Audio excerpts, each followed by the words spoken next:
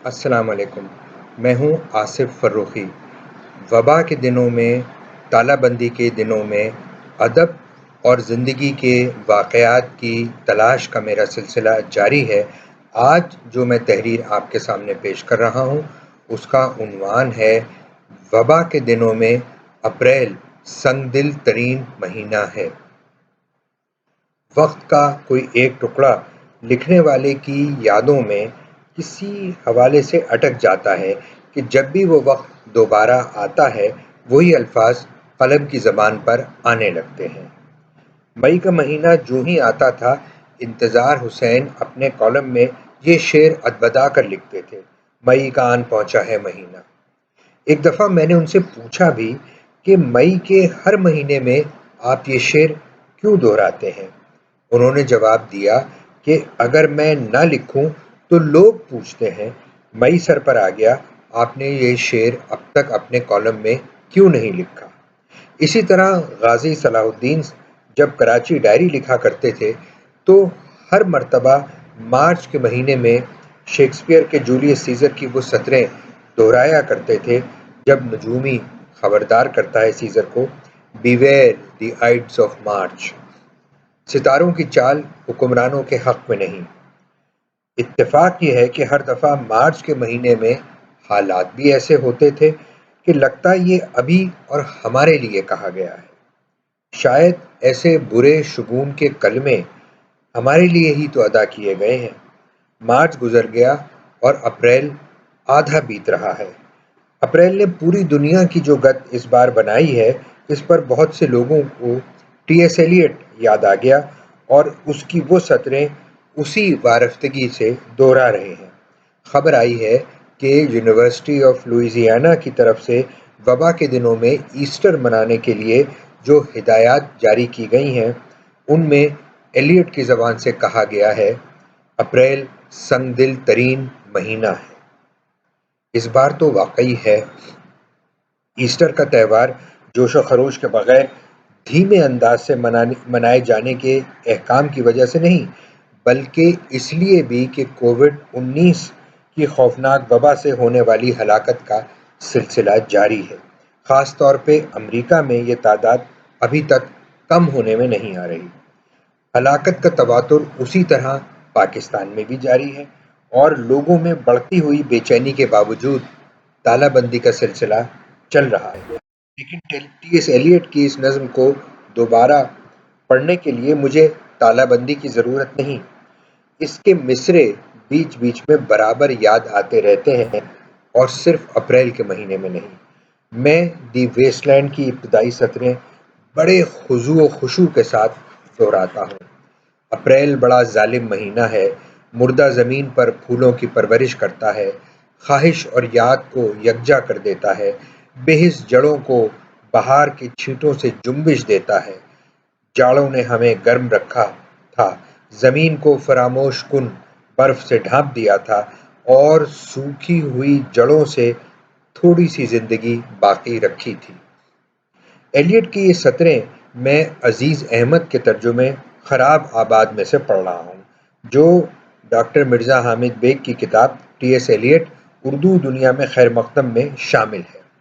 صاحب اسلوب و بصیرت افسانہ نگار عزیز احمد نے یہ ترجمہ 1936 میں کیا تھا، پھر جنوری 1937 میں انگلستان کے ایک اردو جریدے میں شائع ہوا، جہاں ان دنوں عزیز احمد تعلیم کی تکمیل کے لیے گئے ہوئے تھے۔ اس ترجمے کے ابتدائیے میں انہوں نے یہ بھی لکھا ہے کہ یہ ایلیٹ کی اجازت سے کیا گیا، گویا ایلیٹ بڑے معتبر نام کے ساتھ اردو ادب کی دنیا میں داخل ہوا اور ایک طویل عرصے تک گہرے نقوش مرتب کرتا رہا، جتنا کہ شاید ہی اس زمانے کے کسی انگریزی ادیب کے اثرات اس طرح مرتب ہوئے ہوں۔ ان میں نون میم راشد، میرا جی، کلیم الدین احمد، محمد حسن عسکری، مختار صدیقی، آل احمد سرور، جمیل جالبی، شمس الرحمن فاروقی، شمیم حنفی جیسے نام شامل ہیں، مگر بہت اہم حوالہ قرۃ العین حیدر کا ہے، جنہوں نے آگ کا دریا جیسے مارکۃ العرا ناول کے ابتدائیے کے طور پہ ٹی ایس ایلیٹ کی چند سطریں شامل کی، جو اس طرح ہیں: میں دیوتاؤں کے متعلق زیادہ نہیں جانتا، لیکن میں سمجھتا ہوں کہ دریا ایک طاقتور مٹیالہ دیوتا ہے، تند مزاج، حسیلا، اپنے موسموں اور اپنے غیظ و غضب کا مالک، تباہ کن۔ وہ ان چیزوں کی یاد دلاتا رہتا ہے جنہیں انسان بھول جانا چاہتے ہیں۔ وہ منتظر ہے اور دیکھتا ہے اور منتظر ہے۔ دریا ہمارے اندر ہے، سمندر نے ہمیں گھیر رکھا ہے، خاتمہ کہاں ہے؟ نظم کو انہوں نے اردو میں ڈھالا بھی بڑی خوبی سے ہے، اور اندازہ ہوتا ہے کہ وقت کا تصور جو آگ کا دریا جیسے شاندار ناول کو حرکت میں لاتا ہے، ایلیٹ سے تشکیل پا کر سامنے آیا ہے، بالکل جیسے ایک ثقافتی اکائی کے طور پر ہندوستان کا تصور آج کل کی زبان میں نہروین ہے۔ یہ خاتمہ نہیں ہے، صرف اضافہ ہے۔ دریا اور دیوتا والی ان سطروں میں ایلیٹ کے ہاں ایک تیقن ہے، وقار ہے۔ یہ بعد کی نظم برنٹ نوٹن، جس کا ترجمہ شہر سوختہ کے نام سے بھی ہوا ہے، وہاں سے لی گئی ہیں، اور یہ 4 چوسازیے یا 4 کوارٹرز کا حصہ ہے۔ اپریل کے ظلم والی سطریں 1922 کی نظم دی ویسٹ لینڈ کا ابتدائیہ ہیں، جو جدید ادب کا سنگ میل بن گئی، انگریزی شاعری کے لیے نیا اور بڑا اہم موڑ۔ اس نظم میں گہری اداسی ہے اور انتشار۔ اس کا موضوع بھی فوری طور پر سمجھ میں نہیں آتا، پھر اندازہ ہوتا ہے کہ ارے یہ تو پوری کہانی ہے، ایسی حکایت جو بہت سے حوالوں کے تار و پود سے مل کر بنی ہے، لیکن یہ ایسی کہانی ہے جو اپنے پورے معنی ایک مرتبہ میں یا بہت آسانی کے ساتھ پڑھنے والوں کے سپرد نہیں کر دیتی۔ ٹی ایس ایلیٹ کے ارد گرد تنقید و تفہیم کی ایک پوری صنعت قائم ہو گئی ہے، اور جس طرح ہمارے یہاں غالب اور کسی حد تک اقبال کی شرح لکھنے کا رواج چلتا چلا جا رہا ہے، اس سے زیادہ تندہی سے یہ کام ایلیٹ کے ساتھ ہوتا آیا ہے۔ اسٹوڈنٹ گائیڈ کی قبیل کی سینکڑوں کتابیں ہیں جو ایک ایک حوالے کی تہ میں اتر کر بال کی کھال نکالتی ہیں۔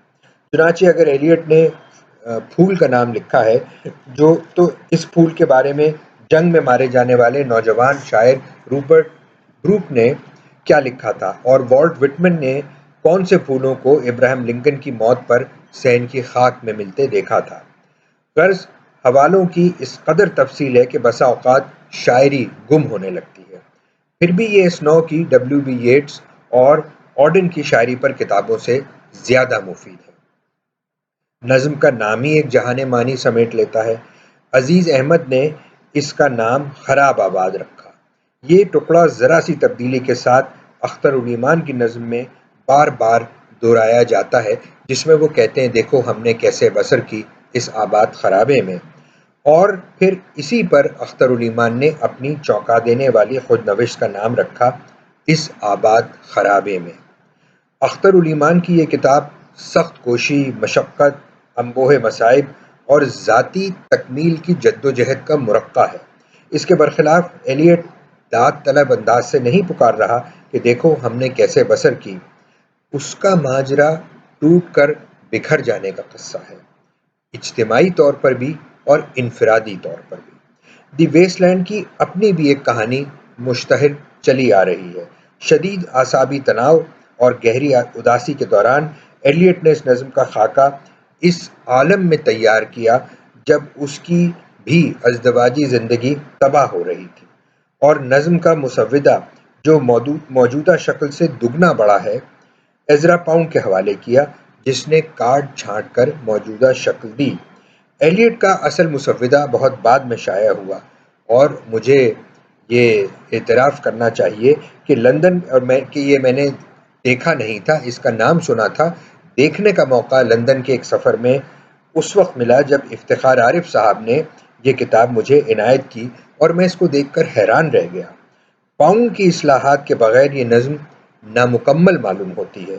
اس کے باوجود اس نظم کا سحر مجھ پر اس وقت بھی طاری تھا اور آج تک طاری ہے۔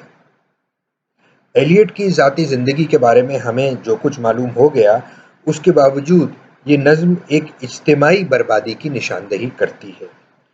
زمین بنجر ہو چکی ہے، زرخیزی کی رسم پورا ہونا چاہیے، مردے دفن کیے جائیں اور نئی نمود کا ظہور ہو۔ یہ کیسے ہوگا؟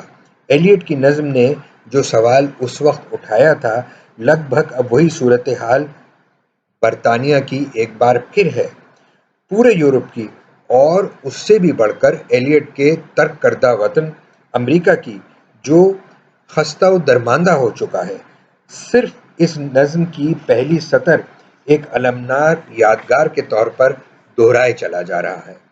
اس سے آگے بڑھ کر بھی تو دیکھیں، جہاں کڑکتی ہوئی بجلیوں کا خداوند ٹھہرے ہوئے دریاؤں کی قوت کو آگے بڑھنے کا حکم دیتا ہے۔